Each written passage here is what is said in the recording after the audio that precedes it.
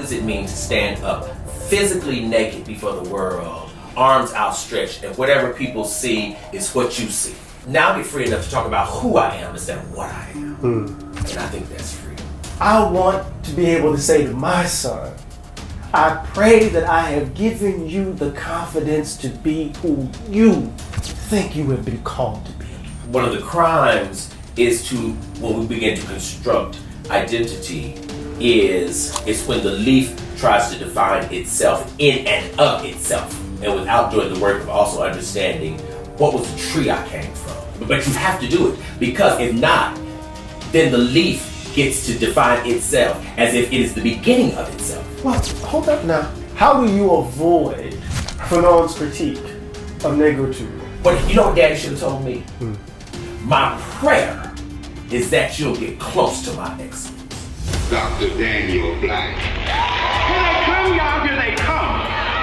Doctors, lawyers, writers, business owners. Eddie Glaude Jr., MSNBC political analyst and Princeton University professor. What's motivating the assault on birthright citizenship? What's the connection to a broader project that's animating Donald Trump's presidency? If we could understand freedom as bound up in what you said to me at the very beginning of this conversation, that I never doubted who I am. I just wanted to know whether or not there was a world that could accept me for who I am. So, I know we're going to get into some big, large questions, and we're going to do what we've done, but we haven't sat down and talked to each other. We haven't even sat down and looked at each other. That's right. For a long time. That's right. So the basic question I'm going to ask, the starting question I'm going to ask is, what have you been doing? How have you been? Oh man, how would I answer that question? I have really been doing well. I think probably two major things I'd say. I've loved my time at Clark Atlanta. I love my time at AUC. I've been teaching also. I do undergrad classes at Morehouse every fall, generally. And I've really loved shaping Black minds in that sense, encountering Black brilliance. That has been just the joy of a lifetime. If I could do anything again, I'd come back to the AU Center again. Yeah. That's been really great. I've not made much money, but but in exchange for the time with these just immeasurably brilliant Black students, it has absolutely been worth it. Yeah. That is absolutely. Yeah, in the midst of teaching those students, I can only imagine, what it feels like. Intellectually, have you ever felt lonely? Occasionally, but not because of students, but because of the way in which the AU Center is not good about breeding intellectual exchange among faculty. That's what I mean.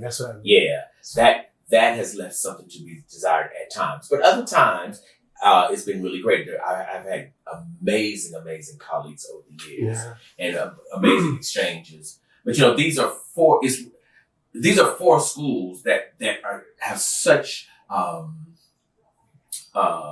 individual identities, right? Which of course because you're a graduate of Morehouse. And most of them want it that way. Right. And administrations and alumni want to keep it that way. So creating an intellectual exchange among scholars in the AU Center, I think it has, and I think it will continue to be a challenging issue. But for the most part, finding good intellectual exchange, I have been able to find that. And then sometimes when not specifically in the AU Center, in Atlanta, I can always get it. Okay. Right. Emory's across the street. Right. Jericho Brown and I are very close. And I've known such great folks at Emory, so that's been great. I think that the only thing is I just wish the schools were endowed to really be able to support intellectual growth and matter among scholars in the way it should be done. There's been research I've wanted to do over the years that I've written proposals for to NEH and other places that has been difficult to pull off what I'm in the middle of. It's just really hell to pull it off when you're just doing it on your own by yourself. Yeah. And in 30 years, I've had one sabbatical. Oh, man. Yeah. But I was asking the question, not so much to get a description of your work environment, although I understand how meaningful and important it is for you to have taught it at Clark for 30 years. But it's actually a question, because you and I were really close. Absolutely. To ask a question of how you do it. Oh, just me personally. Yeah. So trying to figure out what have I missed over these 20 years? How you do it?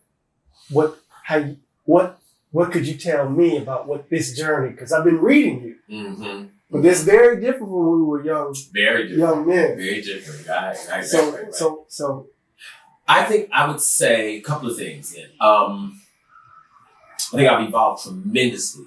There are ways I've evolved out of the church. I was always really church-centered. You would stop the car on a highway to get out and start shouting. Now, let me be clear. You still stop at the car and get out? I'm far more Holy Ghost enraptured. Spirit. I'm far more into spirit. I'm just less into the church. Okay. Right. So that distinction is clear in my head now, where it was not, 30 years ago. But I'm a churchgoer. I'm still a churchgoer. I don't miss a Sunday. But the reason is different now. I don't go to church because I need salvation. In fact, which you're probably like, I think that's foolishness. I go because I need ritual. Right. And I go because I discovered African people need ritual. When Black people do ritual, we are sound. When we do ritual, we are kinder. When we do ritual, we can see more clearly. When we miss ritual, and what I mean by ritual is spaces where we come together with spirit, right? When we miss ritual, we're bad off. And I never really thought about this until a couple of years ago. One of the reasons I think the civil rights movement worked for us as Black people is because it happened in our ritual space called church. Not the theology, not the Bible, not that, but the fact that as we're doing this movement, we are also ritualizing constantly. Right. I think meant everything in terms of the success of the civil rights movement. Yeah. If ritual stays at the center of our being, of our movement, anything we do is going to work. So what was at the heart of the shift? I mean, there's this kind of distinction that one could make, right? There's a distinction that one could make that you could see in William James's The Varieties, right? I'm not interested in doctrine, dogma. I'm interested in experience. Right? So, there's a sense in which churches, since you play piano for your grandma. Right. So what happened in Daniel Black's life that led to you making that distinction? That it's not dogma, it's not theology, it's not doctrine. Right. It's experience, it's ritual. Right. It's all of which can be captured by the word spirit. Sure. And I think it was my reading and my study of ancient African spiritual ways and ways of being, right, that really shifted me and shifted me away from theology, but not away from God. Right. So learning the precepts, learning the history of Ifa, learning Vodun, learning the spiritual practices of the Mende, learning the spiritual practices of the Akan, and all of this pre-colonial, right? Just really, really, really reshaped my notion of how I understood spirit, how I understood God. Because what was messing me up, Eddie, Dr. Glaude? No, you boy, about to get about to cuss on here. What was messing me up, Eddie, is I could not figure out why all of these people, Black and white, were going to church, but we couldn't get righteousness out of America. Right? Like, it wasn't adding up to me. It just wasn't adding up to me that folks were going to the same book, right? And going to these houses of worship Right. and still shooting people who look like me in the streets. I said, something's wrong here. This is not working. Something's missing here. But I know spirit intimately. So that was never my problem. That was never my issue. My issue was like theologically, like, what's the thing? And so for years and years and years, I studied African spirituality, African spiritual systems. And the things it taught was so mind-boggling and so knowing in my spirit that it freed me. It really, really, really freed me. Even things like the concept of into, which one finds in Jan's book, Mantu, right? This notion that many African communities understood that when you're talking about spirit, you're not just talking about this invisibility in human beings. Spirit is in anything that's living possesses into, right? But what's really, really, really profound is that rings true with the way my grandmother and others raised me, but they weren't teaching it directly to me. It was just in our cultural kind of understanding, right? For example, one time I was maybe 4 or 5 years old, and I saw a baby bird that had fallen either out of a nest. It was this kind of really ugly looking gray little thing. It was moving on the ground. And I said, Grandma, I think that bird, this little baby bird fell out of the nest. And she said, well, you got to put it back in there. And I was like, I'm not touching that thing. Right? And she said, you got to put it back in there. You got to help it out. Right? And she was so adamant that we could not leave this little bird on the ground, right? And she literally made me scoop up this bird and get up in this tree and put it back in this nest, right? And that was so profound to me that she was as committed to this bird, it seemed to me, as she was to me. Because this life, like, you cannot leave life unattended. That any life that needs or is seeking your help or seeking transformation, if you see it, it's your job to do it, right? And there were so many, examples of this. And there are times when, we plant a spring crop, and sometimes my father and I, we'd stand, and these sprouts were just the prettiest green. They were about that tall. And we'd look across the field, and Daddy would say, "You see God?" And I was like, where is God? No, I don't actually. Right. And he said, I want you to come out here every day until you see God. Right. And eventually I did. Right. And so, but it was this notion that God is bigger, right, than just what the human eye can see. Yeah. But that is a wider epistemological notion of God than what the Bible was teaching. Yeah. Right.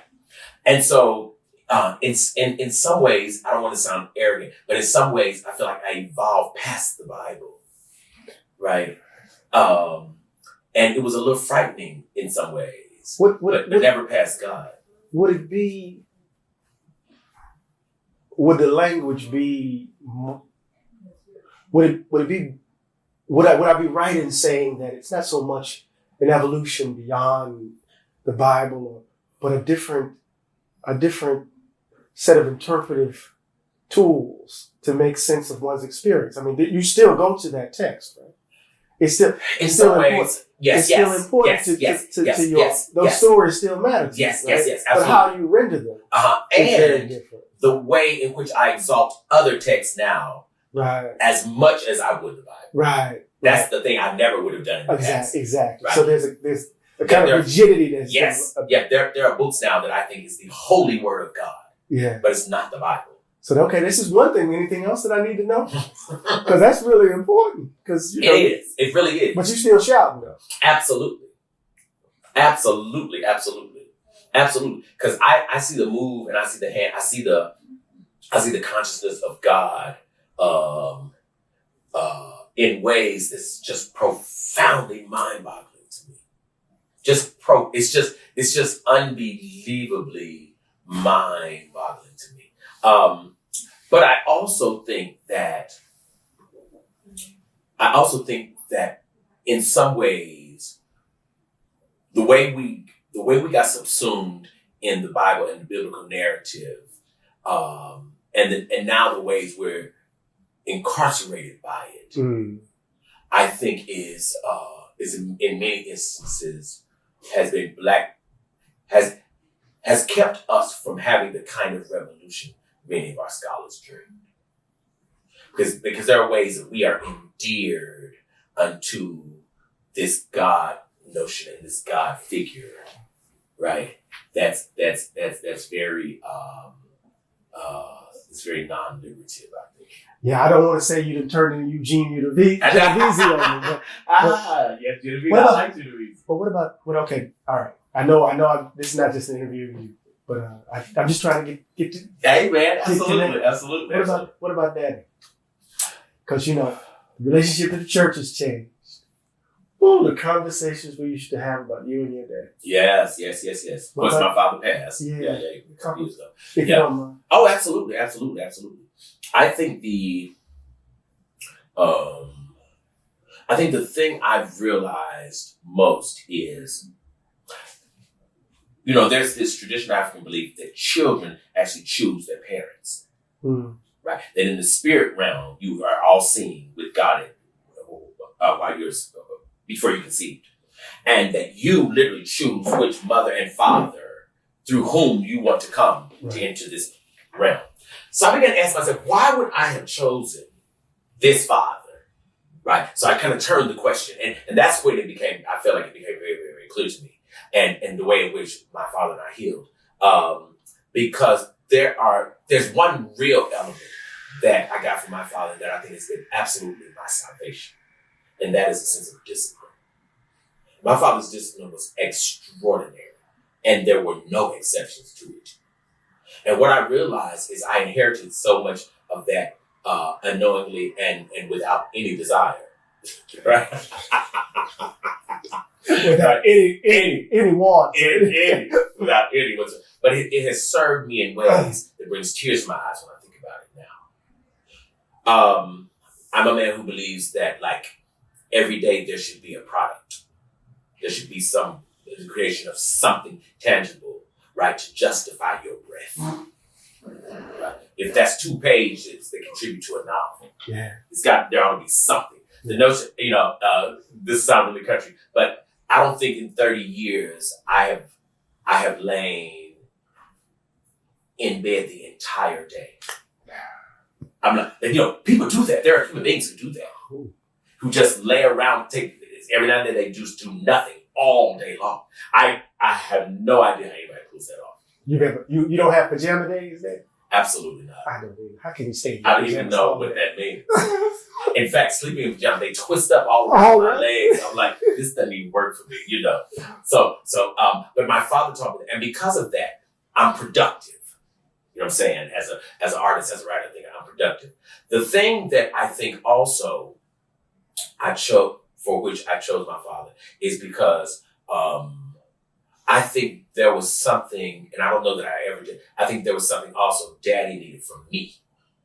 But I don't know that I was ever bold enough to speak up to him,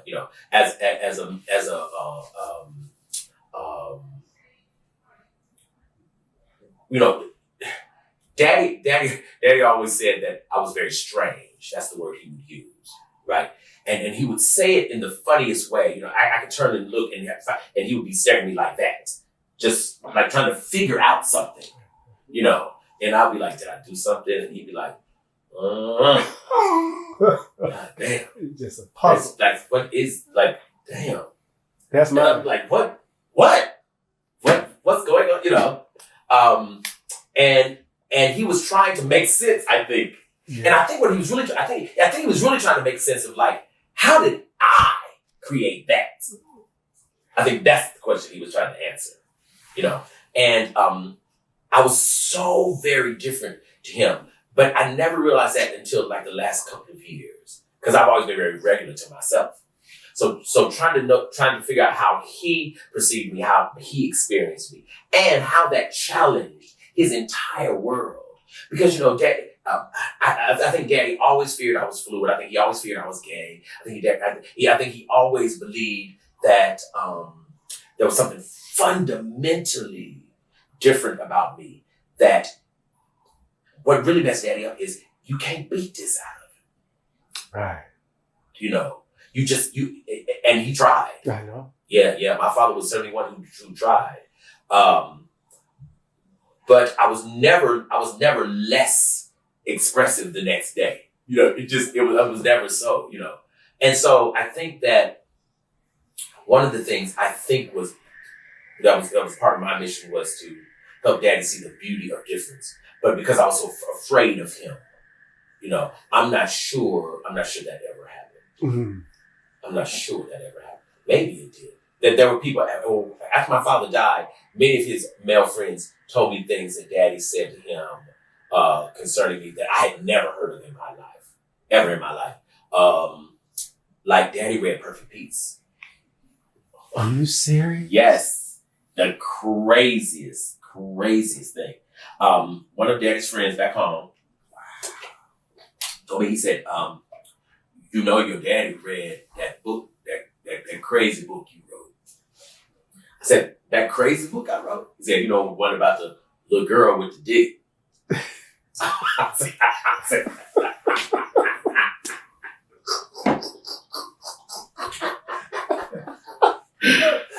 said, what? Your daddy read that? I said, what? He said, Harold told me, he said he sat up under a lamp out in the garage and read a page or two every night until he finished it. I said, you have to be kidding me. And he said, when he finished it, he said he told him, there's something wrong with my boy. Something wrong with that boy. He said, but God damn it, I couldn't stop reading that book. Mm. I could not stop reading that book. Ooh, Lord have mercy. I mean, so that really, like he said he just couldn't stop reading. He said, but there's something wrong with it.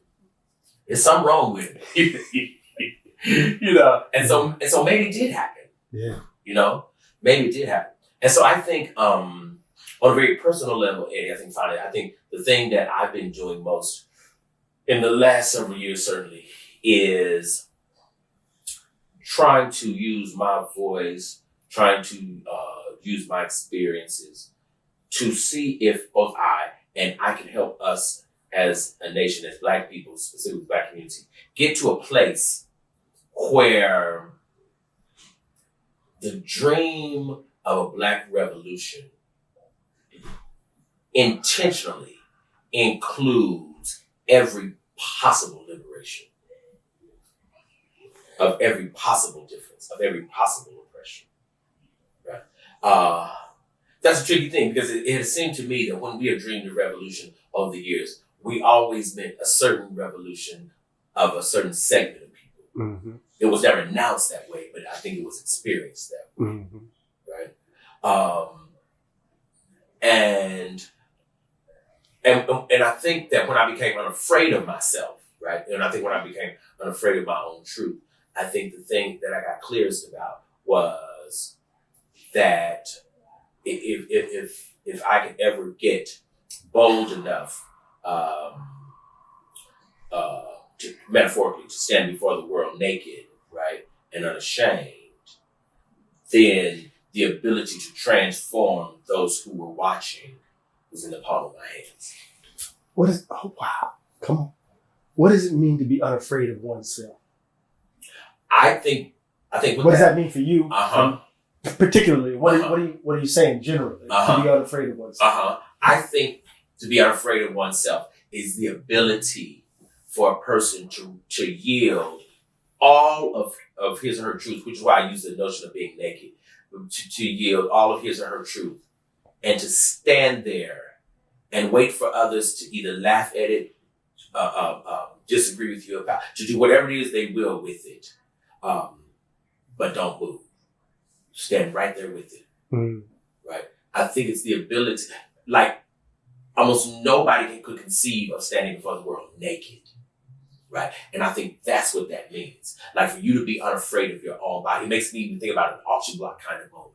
Right? What does it mean to stand up physically naked before the world, arms outstretched, and whatever people see is what you see. And whatever you think about is what you think about it. Whatever you do with it is what you do with it. Whatever you dream of, all of that's you. But what I won't carry is me wondering what you would do. Right? And now I get free enough to talk about who I am instead of what I am. Right? And I think that's freedom. Yeah. It's funny. I mean, there's an echo of Baldwin there, in so many ways. When you think about that last line, that paragraph at the end of the Fire Next Time, when people, relatively conscious whites and relatively conscious blacks who, like lovers. And, that moment, like lovers, love is not agape. Love is eros. Love is that vulnerability. What does it mean? Right. To expose oneself to the world. Right. Or that moment in No Name in the Street where he says, you don't know what love is unless you sitting, another naked person is sitting on top of one. There's something in that vulnerability. Absolutely. That freedom where freedom is found and love is expressed. Absolutely. And I think this is what Baldwin meant when he said, listen, if God can't set us free. Term we got rid of it. Yeah, absolutely. But I think people miss the real understanding of what Baldwin was saying. Because, of course, not only does Baldwin grow up in the church, he grows up in the Pentecostal church, right? Which is much more rigid than the average church, right? Which means, I think what Baldwin said is, look at what we've done in Christ, right? People love a Christ who you don't know at all. And I don't mean personally. I mean, we can't even imagine that Jesus had an erection. Right. See, without that, for me then, right, we're not imagining a Christ. You're imagining a type. Right. And while you're doing that, right, a thing can't save you. The only thing is you got to be able to imagine a Christ in the wholeness and in the fullness of what it means to be fully and absolutely and completely human while also walking in the divine. And every person I know, every church I know, we never teach what Jesus did when nobody ever talks about Jesus' sexuality.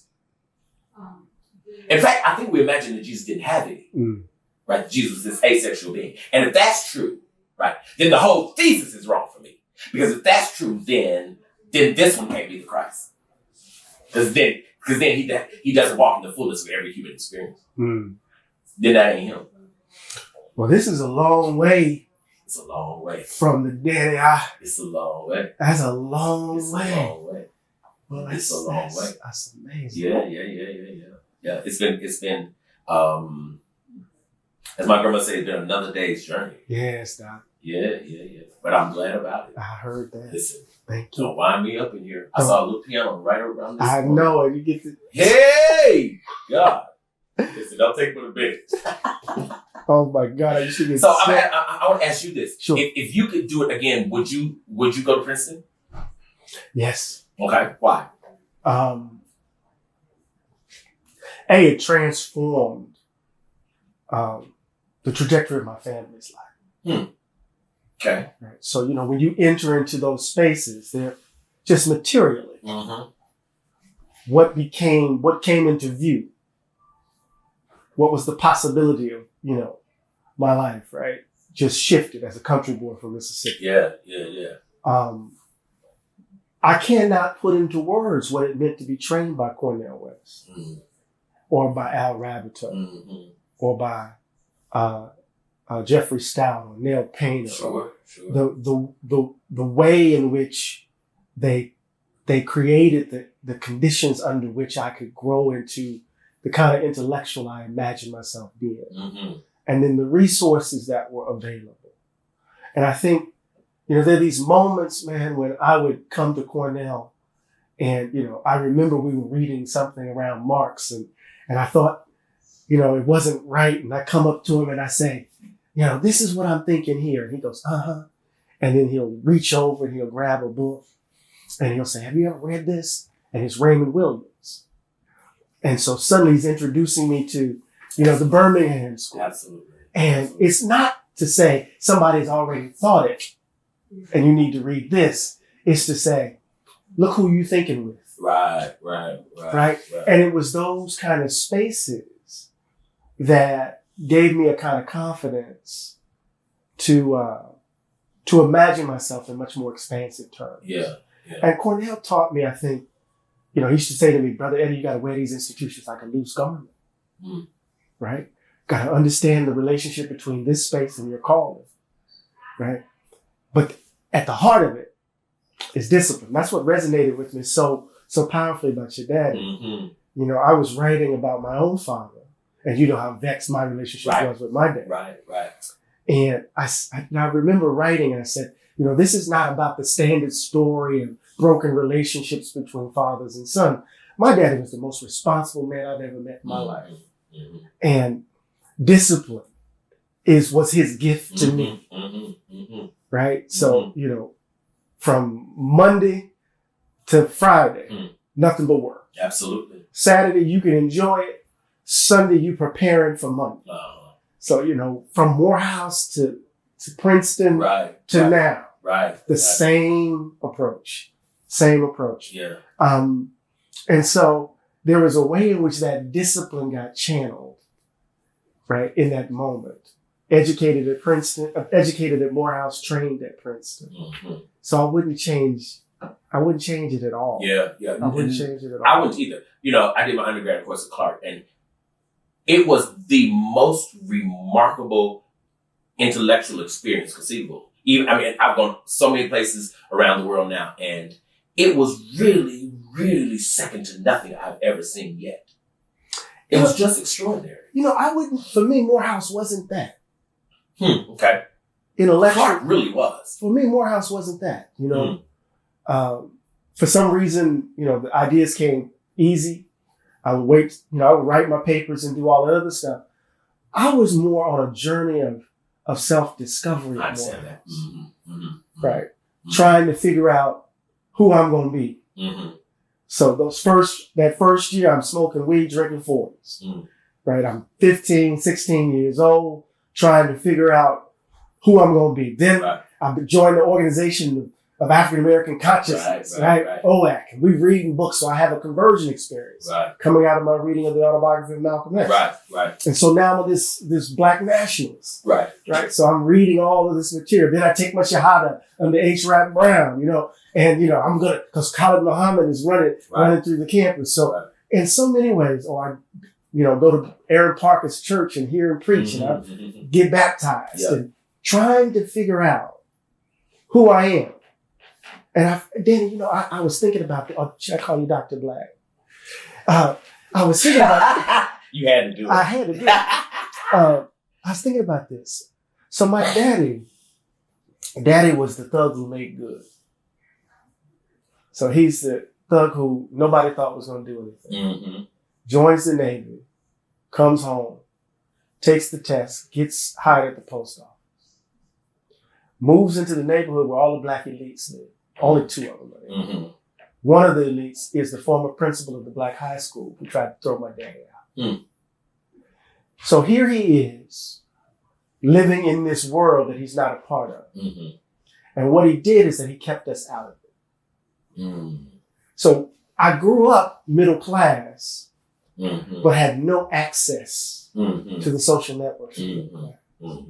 We couldn't hang out with folk who weren't living up on the hill in Briarwood. We could only in school, but there was a distance because we lived up on the hill.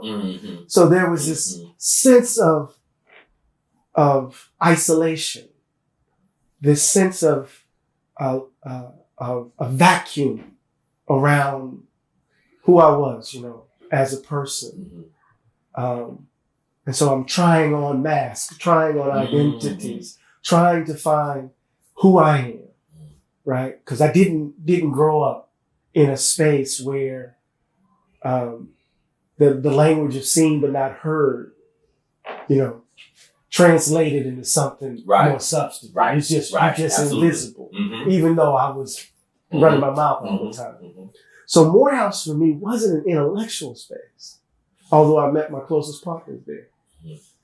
Although I was reading, George James and Cheikh Anta Diop and Stokely Speaks and of course Aristotle and Nietzsche and all this other stuff while I was there. It was trying on these different selves. It reminds me of Dunbar. We wear the masks and lies. And you remember when we got to grad school, I couldn't buy liquor. Yeah.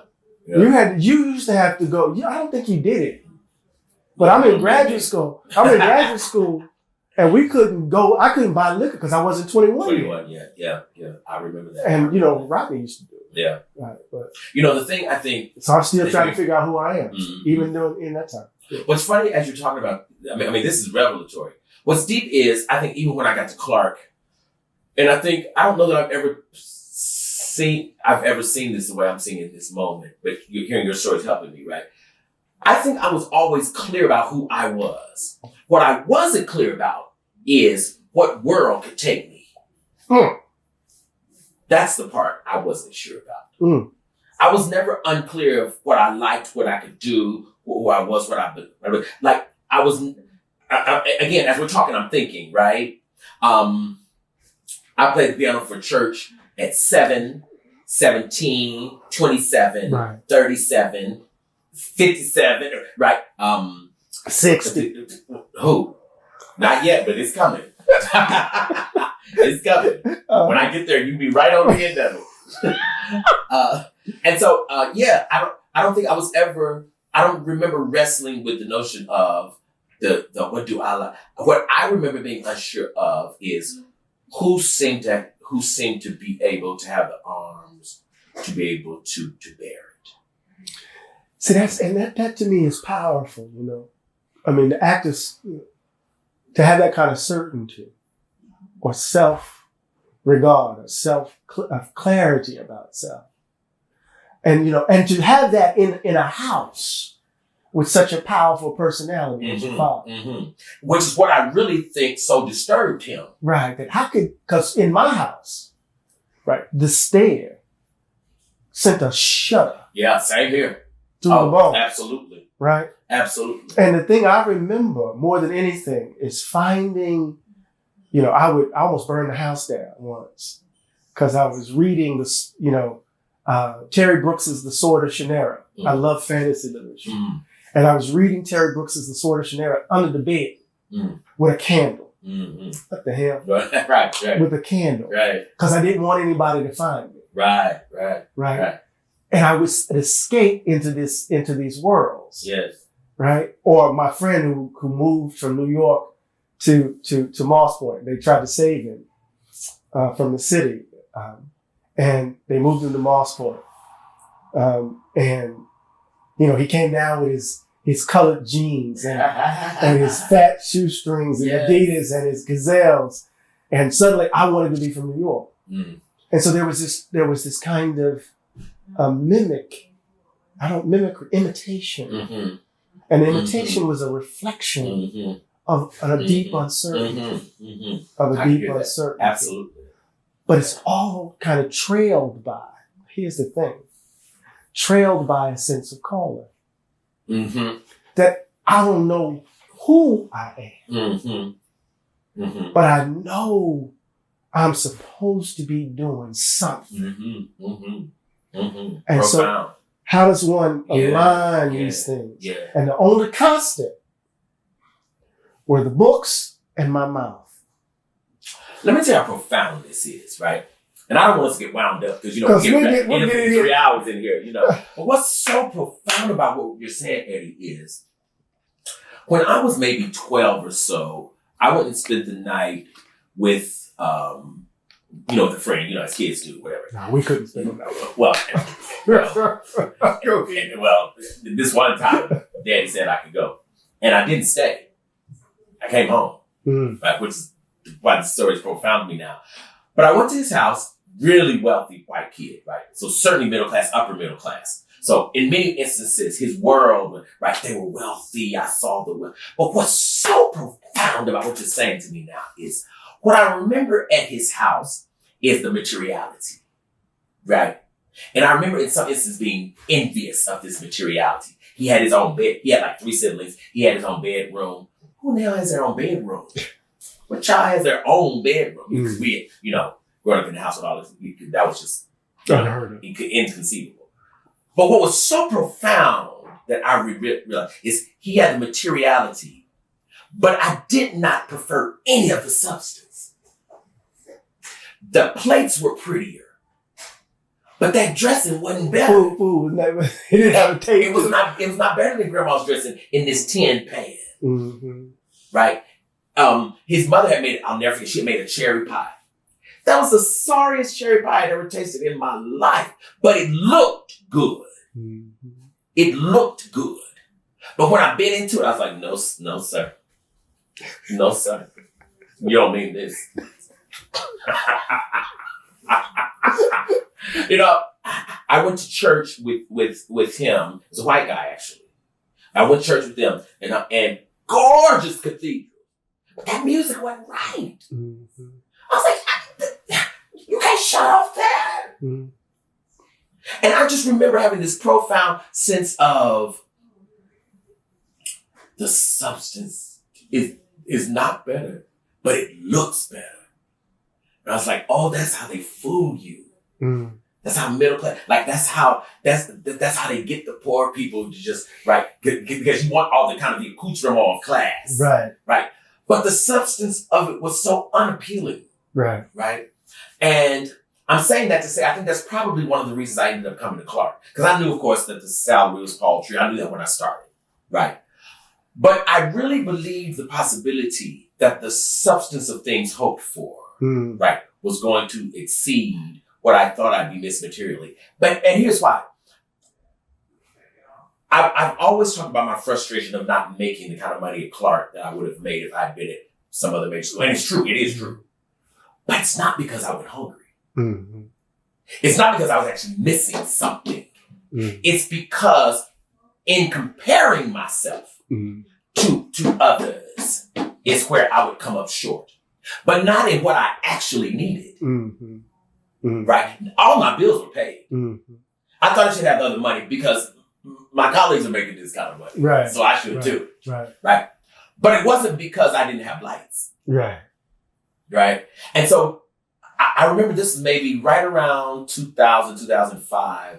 I said, I'm frustrated, comparatively speaking. Am I frustrated in my spirit? And when I realized there was absolutely nothing that I needed, there was nothing that I needed, but I did want it. I wanted it. And I thought I should have it. Of course. And to be clear, I still think I should have it. Right. But it wasn't because I was actually missing something. Right. It was because I wanted the same applause that I felt like my peers were getting. But there was something about this substance thing that has always kind of helped me. Right? Because in my head, now what I'm clear about is I don't need the streets paved with gold. I don't need that part. There's one time when I sung about that, dreamed about, I don't need the streets paved with gold. Right? But I want the black music. Right. No, I hear you. Yeah, I want that black music. I hear you. Yeah. I hear you. And it's a complicated kind of thing, right? It's a complicated kind of thing. But what I'm appreciating about so much as you're talking is this notion of awareness and identity and how one constructs one's identity, right? That's a lifelong project. Oh, absolutely. And I think it's important, as friends, right? I mean, the beauty of this conversation, right? I mean, I think we knew in those early days that we were going to do something. I think so too, but we didn't know what it was. We didn't know what. We knew we were walking differently than everybody else in that department. Oh, for sure. And I always thought that about Greg too. Right, exactly. We knew we were going to inhabit this space in a way that would be significant. We didn't know the substance of it yet, or what would be its content. But see, God was brilliant not to tell us. I'll run out of this room so fast. Listen, God was brilliant not to tell us. Because it's I think it's on one level, right? The process, the journey. Absolutely. Right, is so important. Absolutely. It's so important. Absolutely. I remember when I was writing Begin Again. I tell this story all the time. DJ knows this story. And I signed the contract. And my mother, she called all my books paper. Mm-hmm. When you go finish that paper? That paper. When you go finish that? Listen, get your lesson. When you go finish that paper? Get your lesson out. But she said, I couldn't get it going because I wanted to write this intellectual biography. And, Baldwin's papers have been embargoed for 30 years. And so I couldn't get hold of certain things. I was working in the papers in Schaumburg. I did all this stuff. And I knew I needed to start. And I was at my computer and the sentences weren't coming. Mm-hmm. And Reverend Barbara of the Poor People's Campaign had sent me a saint's candle of Baldwin. And I would light it every time I would pour myself a glass of Jameson. Mm-hmm. And I was drinking my Jameson and I had it there. And then I heard Jimmy's voice. And it was like, if we're going to do this together, old boy, you're going to have to deal with you. You're going to have to deal with you. Wow. I heard it like it was right. Like it was right there. Yeah. And what it required was to understand and was to encounter, to sit with the fact that I'm still a frightened little boy. Mm-hmm. Mm-hmm. As was he. Right? Yeah. And what does it mean to grapple with that? Absolutely. On the page. Absolutely. If I had known, if God had told me, we wouldn't have done it. Listen, I could have never made it to that moment. I know I believe that. Absolutely. So you see? Absolutely. I'm telling you, again, God was brilliant. Because if God had shown me this journey, I'd be over there. You wouldn't have taken it. I would not have taken it. You wouldn't have? I would not have taken it. You wouldn't have? I'm telling you, if God had shown me I would not have taken it. Mm. But it has been completely exhilarating. But what it has cost has been something so it costs everything. Right? But every journey does. Say more about that. What is your cost? No journey is really worth taking unless it costs you everything. Come on. Right? That's not even a journey. That's a trip. Woo. Boy. Well, listen, I'm trying to look at this time. I'm trying to count us down. Journey is a trip.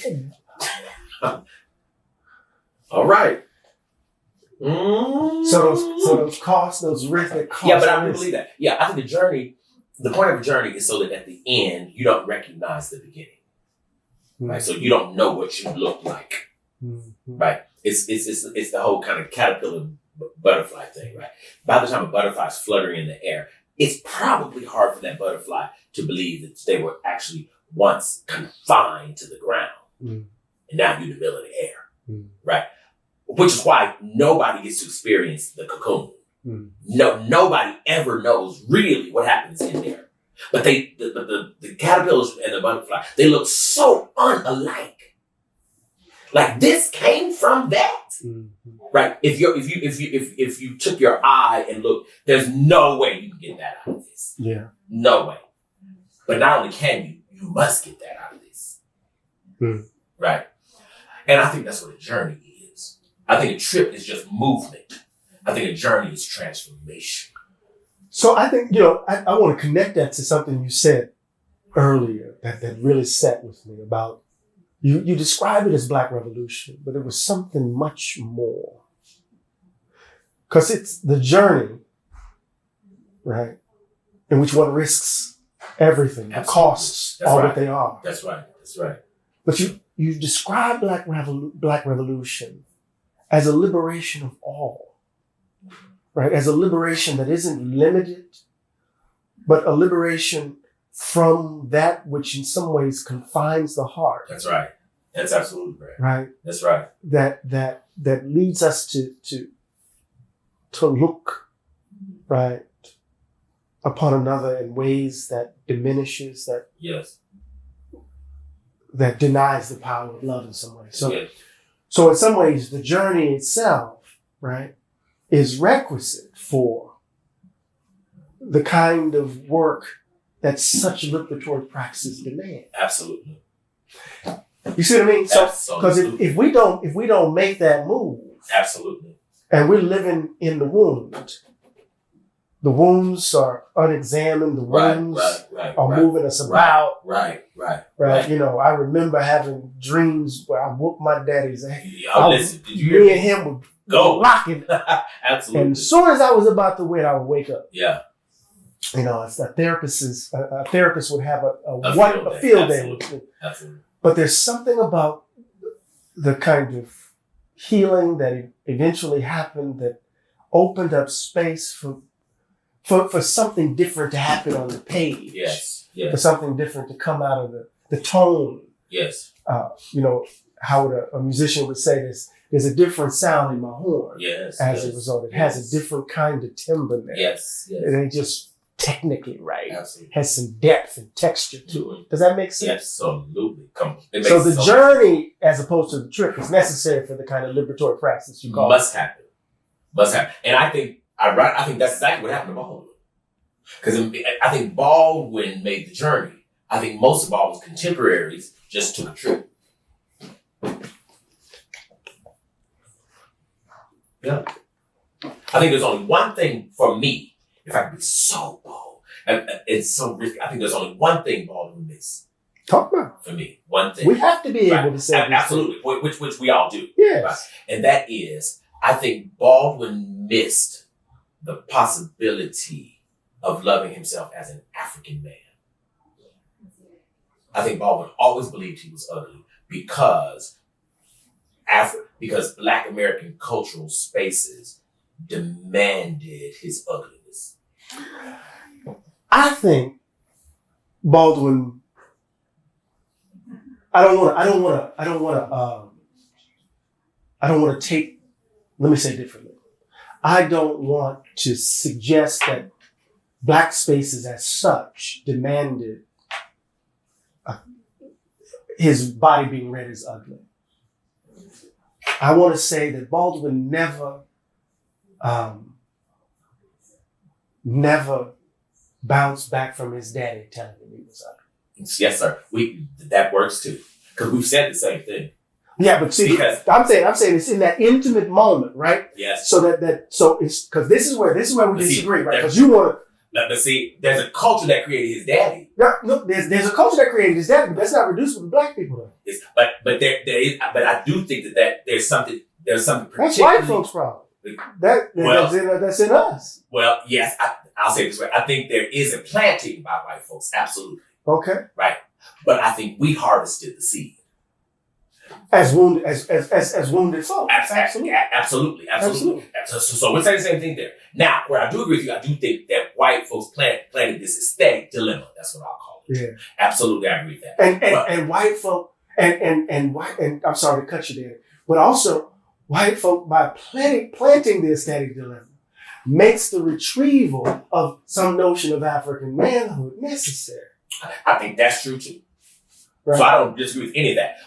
I don't disagree with any of that. And so then we have to begin to interrogate the nature of this composite African. Yes, but that's doing all of this work. Absolutely. You and I read our phenol. We know we read phenol. Absolutely. Yeah. The thing I think is also true though is that when you give all of your agency, right? If you surrender all of your agency unto the planter, so to speak, since we're using this metaphor, right? Then if you do that completely, then you can throw the idea of liberation away forever. Well, I think, as opposed to understanding that a seed can be planted, right? It can also be uprooted. Oh, absolutely. Right. But then the uprooting might be the work of somebody other than the planter. Once you understand the nature of what has been planted in your garden. Yeah, so I mean, we're not disagreeing. No, we're not at all. But I think he felt that he was unlovable. I do think that, absolutely.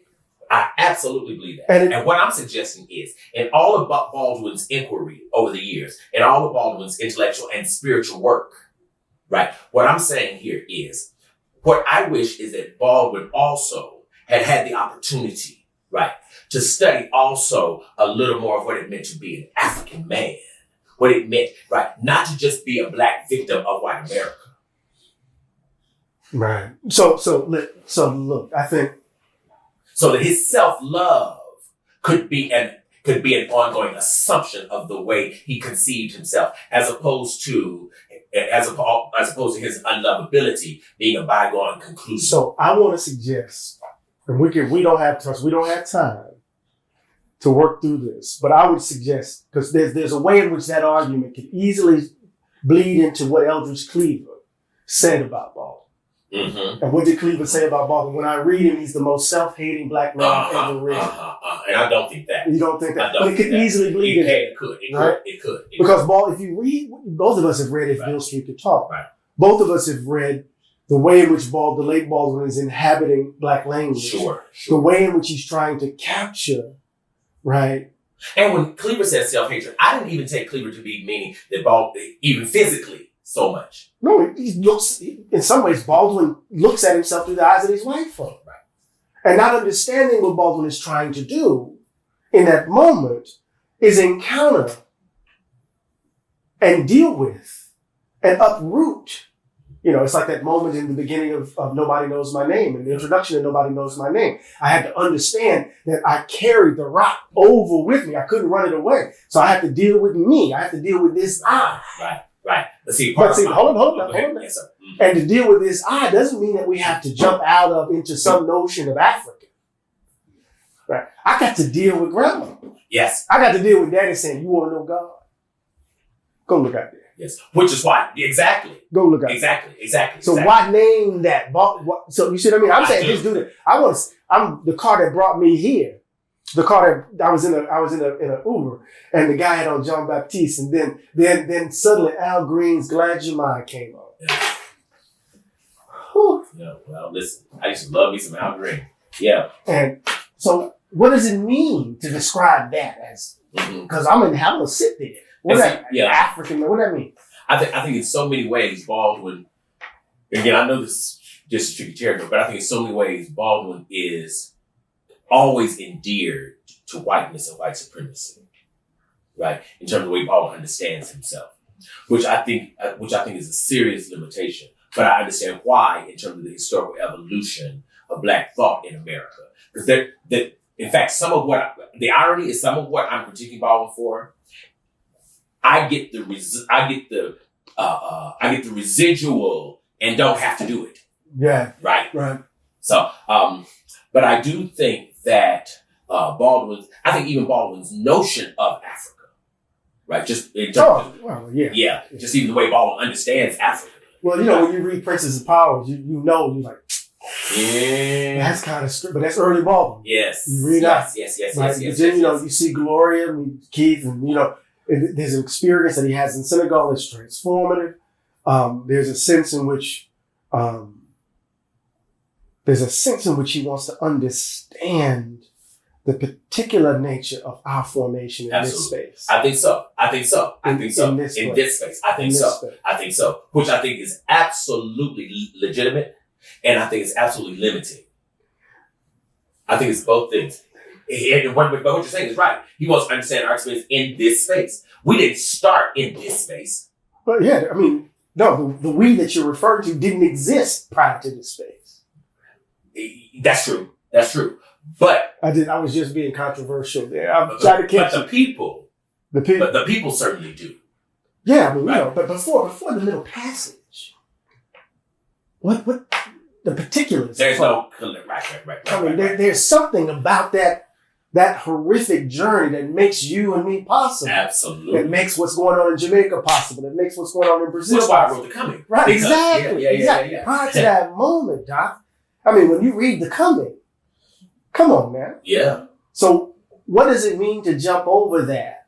And I think it's important not to jump over it. Okay. I think it's important to move through it.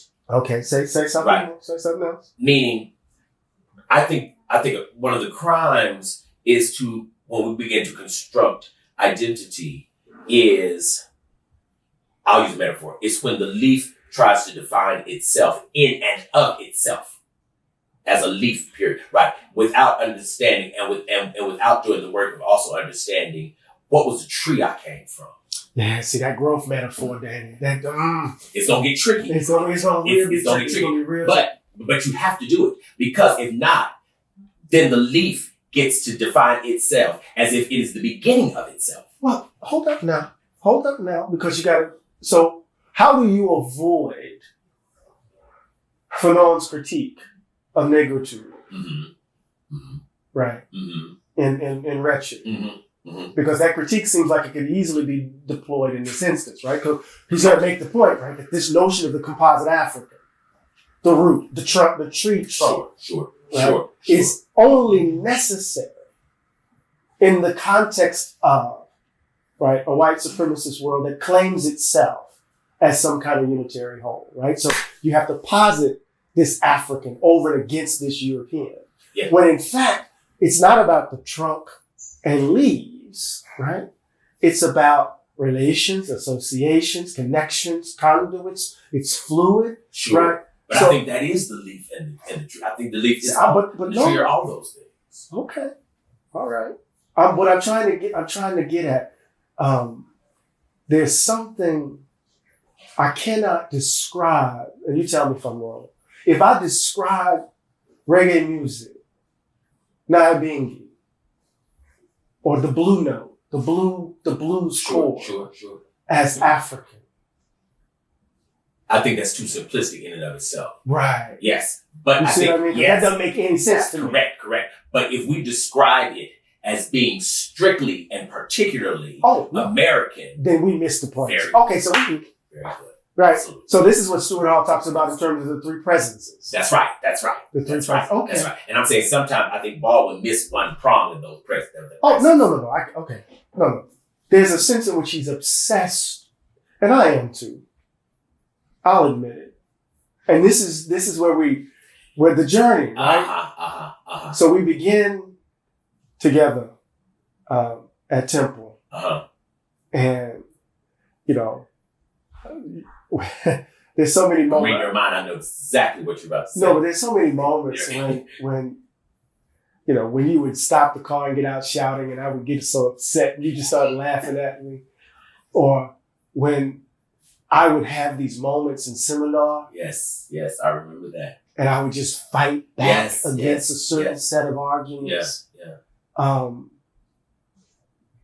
there's this trajectory, this moment where I leave and go to Princeton. And I get a different, well, it's even before that, remember, because I left and went to Britain. I went to London. Remember, I don't know if you recall this, because it's been so long ago, but we were reading Howard Wynett and Michael Olney's Racial Formation in the United States, because you were with Carrie Alma. We were reading that text in one of Asante's classes. I'm reading the chapter on Black nationalism and the chapter on nation. I think they get it all wrong. So I go downstairs to find Howard to tell him that I remember Howard's downstairs, And so then Howie and I start reading. Right. So then Howie sets up a relationship for me so that I could go to Britain, to go to London to study with Stuart Hall and Paul Gilroy. Okay. I knew you were reading Paul Gilroy and Stuart. And so when Paul Gilroy is writing Black Atlantic, he's giving me every chapter. Okay. Yeah. As it's coming. Well, yeah. So I read hybridization. I'm reading every chapter before the British invasion hits the United States. Yeah. I'm reading it all. Right.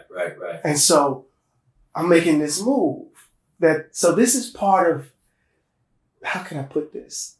As we have this exchange, I'm sitting here thinking about, the impact of time and distance. Yeah. Right? How love can get caught up in these intellectual trajectories. Does that make sense? It makes perfect sense. And let me tell you, I don't know. That was a long-winded way of saying. Yeah, but I got it. You got it? Yeah, I did in many ways. And let me tell you what's funny that brings me to. I was thinking about this notion of how, maybe your parents said it to you, because I always kind of assume all Black parents said it. And when I left home, my parents had this thing, they always said, do better than me. I want you to do better than I did, right? I think that's the quintessential announcement of Black self-hatred. Ooh! Help me, oh God, today. But I'm going to tell you why.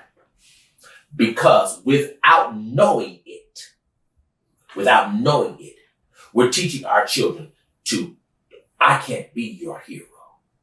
Find you another one. If you looked at your son, right, Langston, and said, be better than me, shame on you. First of all, how How would Langston beat you? How would he do that? And Langston would be an absolute arrogant ass to even think he could. But the same is true for you and your daddy too.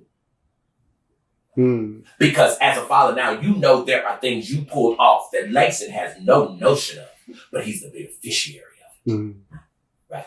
How my father worked a job in the field for 45 years. I'll never beat him. Ain't no way. I'll never beat him. Ain't no way. I'll never beat him. So tell him to do better than me, right? But you know what Daddy should have told me? My prayer is that you'll get close to my excellence. You know, Daddy should say, "Don't see you about to make me. Don't you start. I can see it in your eyes. Don't you start." But hold on. No, I don't think he should say, hold on. As hard as black people have worked from the time, you mean to tell me a man who's been a slave for 60 years is going to look at a child and say, do better than me? See, what we're saying is achieve more materially if we're not careful. Yeah, so. But see, not only is that not better, as many of you now know over the years, that's not the thing we want our kids to have ultimately in terms of what we understand will actually make us better people, better human beings in this country. So I think, hold on, we're gonna get to, because I think that's right. But I don't want your daddy. I don't want my daddy. I don't want me to say, what was that language to be if you could only be? I'll say it for you. No problem. Yeah, say it. You want me to say it? No. Say Yes, I pray that you approach my excellence. Right. I pray that you approach my excellence. No. That's not what I want. I want to say.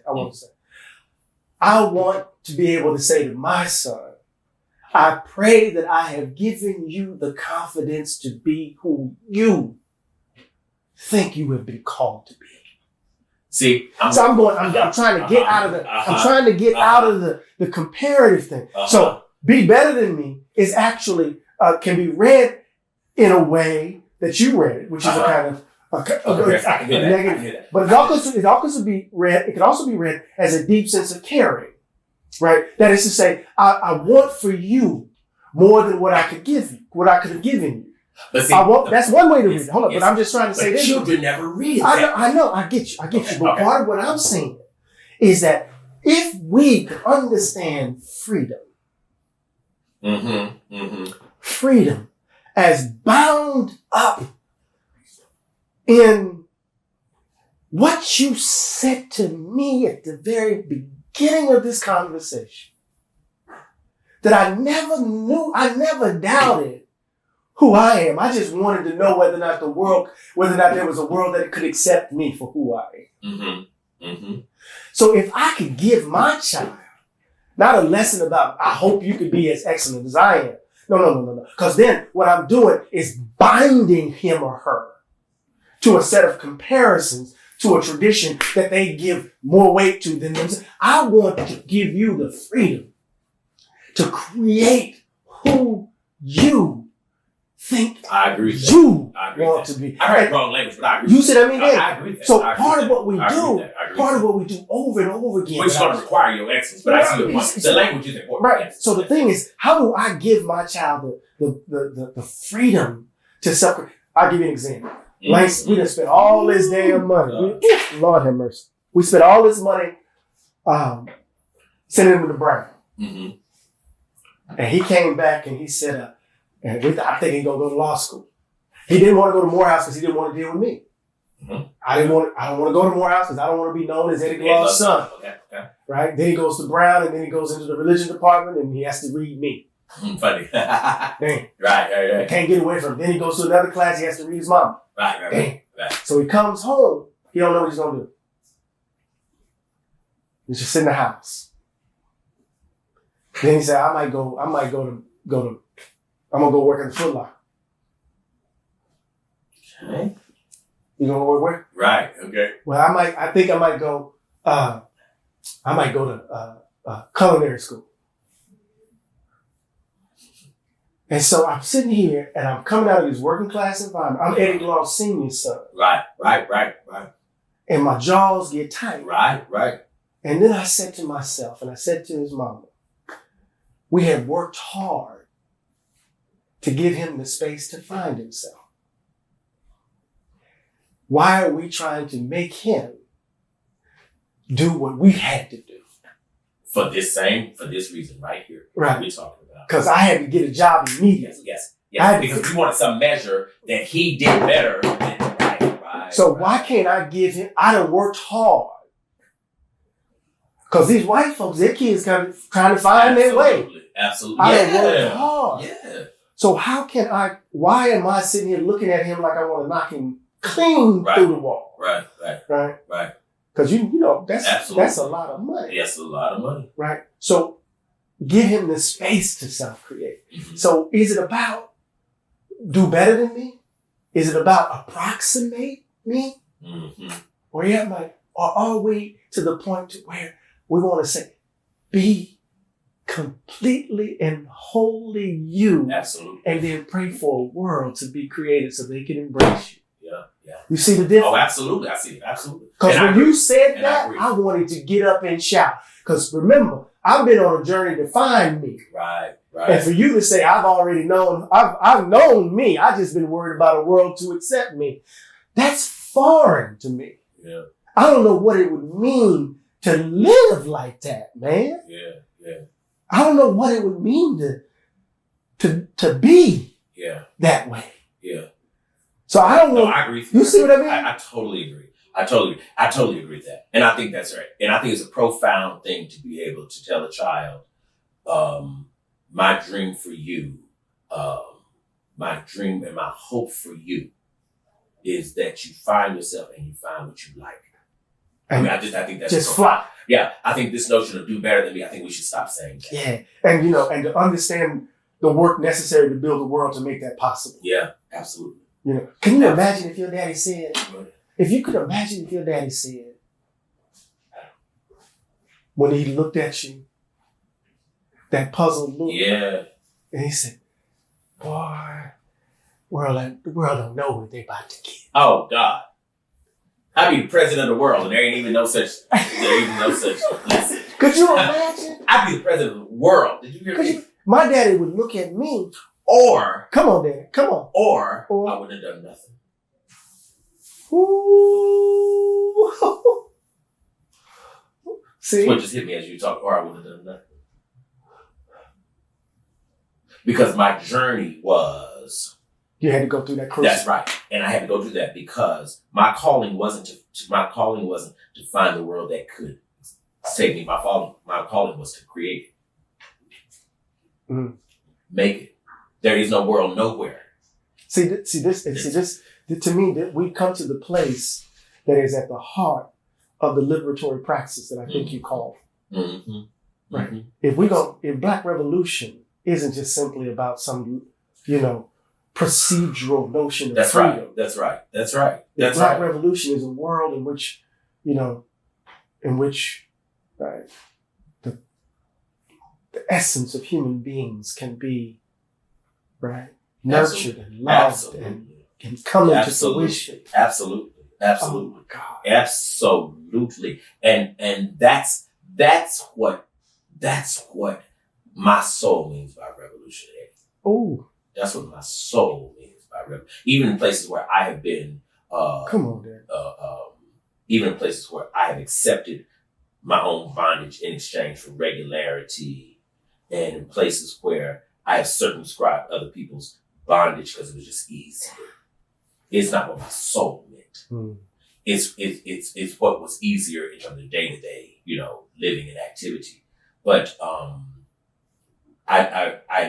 I like how you put it, and I agree. I think that real liberation is, can we imagine every possible kind of freedom, even the kind of freedom that would be in exchange for my excess, right? Because I think every oppression pays somebody. Mm. I think every oppression pays somebody. Mm-hmm. And I think that's why we continue them, because somebody somewhere benefits from it. Mm-hmm. Right. And so even in places where I realize that I'm the beneficiary of this oppression, would I give up that benefit? Mm-hmm. Right? Would Would I give up the nice house I live in and live in a 2-bedroom shack in exchange for this person's freedom? Mm-hmm. Most people will not. Right. But I'm trying to get not only the world, I'm trying to get myself to a place where I'm clear I will, and in fact, I'm prepared to make that kind of sacrifice. Yeah.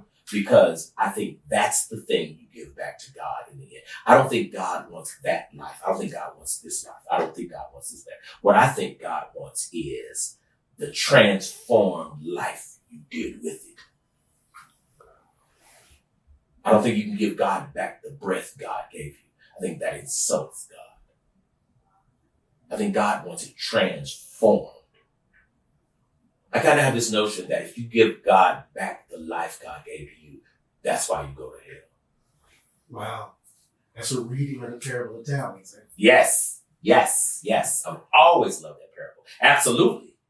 Yeah. It's the life you're trying to protect, Yeah. the life you're trying to keep, the life you're trying to preserve. Yeah. That's what sends you to hell. Yeah. I think God wants the creative transformation of what you did with it. You see your work on the page as part of that? I certainly pray so. I'm trying hard. I certainly pray so. Yeah. Yeah. And I got a couple of more coming, I pray. Well, I got them in my head. Lord, it lets me have the breath to finish it. I pray so. I pray so. Yeah. Yeah. Man. Whew.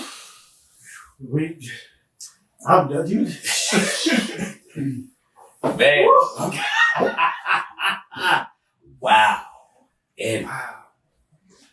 I feel like it's 7:00. I don't even know what, like, we're in some time warp or something. Wow.